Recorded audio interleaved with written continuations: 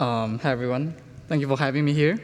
It's such an honor to stand here today. And before anything else, I just want to take a moment and say thank you to our families. Thank you for everything, for your support through the late nights, the stressful deadlines, the critique that went too long, and the model that kept falling apart. Without your emotional support, and honestly, without all the feelings throughout the years, we won't be here today.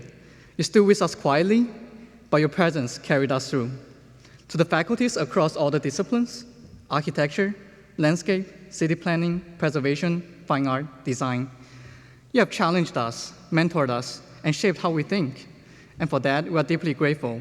Some of you pushed us to imagine entirely new futures, others put us back to the ground and remind us of our responsibilities to the present. Personally, I would especially like to thank Andrew Saunders, who opened our eye of how AI could be a creative partner rather than a threat, Barry Walk, who asked us to see our work not just in its first state, but in its weathered, aged, lived-in future, and Richard Garber, the master of materials, who told us everything, big or small, about precast concrete. And of course, to Rosanna Hu, our chair, you have been the quiet engine behind so much of what we have accomplished. You really care about us. Dedicated to advancing this school, reimagining it, you gave us the space to think big, experiment bravely, and grow rapidly with trust. Thank you. And finally, of course, to my fellow students, thank you for everything. Thank you for the late night conversations, for the group chat filled with memes and panic, for sharing reference link in Discord, for passing down modeling paste and opening the door when someone forgot their PEN card. Thank you for making this time is not only about work, but about friendship, community, and shared discoveries.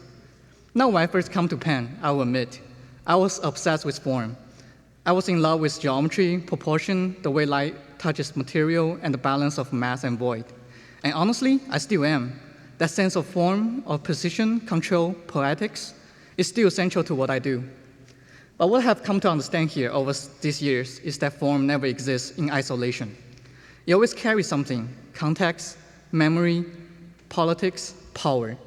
Whether we're working in architecture, landscape, digital media, or policy, we are shaping not just things, but experiences, relationships, and systems. At Penn, we are pushed to see that everything we produce enters a world that's already in motion, a world filled with environmental stress and fractured communities. And so our work matters, not just because it's good, but because of how it acts, responds, and lasts to its surroundings and to its communities. With this emphasis, however, I don't think this means we abandon beauty. I don't think this means we forget about form, material, elegance, or detail.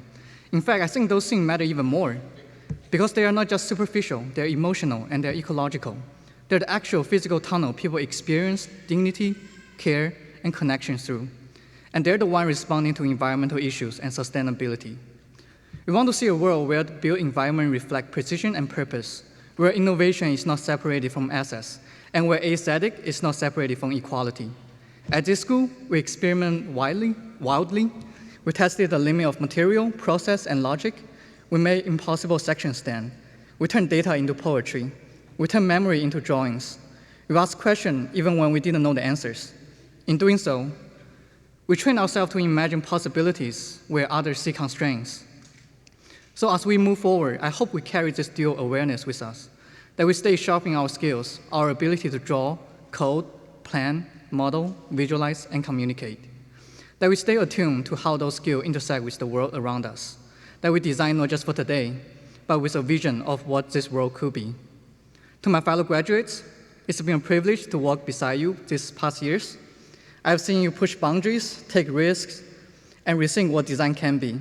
We have grown, not just in technique, but in purpose. Wherever you go next, whether into practice, academia, public work, startups, or something that we haven't even imagined before, I hope you carry what we learned here with you. Draw boldly, think critically, stay curious, design with craziness, but also clarity, and with conviction. Congratulations. Happy graduation to you all. Thank you.